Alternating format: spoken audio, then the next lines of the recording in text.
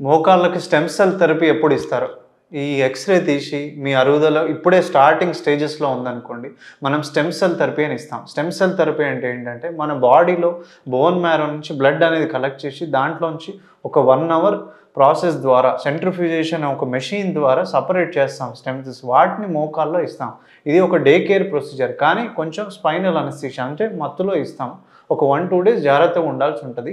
And దీనికి incision ఎలాంటిది ఉండదనమాట. చాలా చిన్న ప్రొసీజర్. దీన్ని కూడా మనం ఆంధ్రప్రదేశ్ వైట్ కార్డ్ ద్వారా చేస్తున్నాం. సో, మోకాలు ఇప్పుడే అరగటం స్టార్ట్ ఉన్న వాళ్ళకి ఈ ప్రొసీజర్ చాలా ఉపయోగపడుతది. అలాగే తెలంగాణ వాళ్ళకి కూడా మిగతా ప్రాబ్లమ్ ఉన్న వాళ్ళకి చాలా తక్కువ ఖర్చులో చేస్తాం.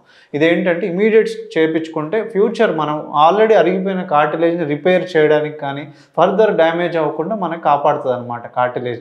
ఈ ఫెసిలిటీస్ అన్నీ కూడా మనకి చాలా డే కేర్ పద్ధతులు, అలాగే పర్సనలైజ్డ్ కేర్‌లో త్రినే ఆర్థోపెడిక్ సెంటర్‌లో చేయడం జరుగుతుంది. రోజు నంబర్ ఆఫ్ ప్రొసీజర్స్ చేస్తానే ఉన్నామనమాట.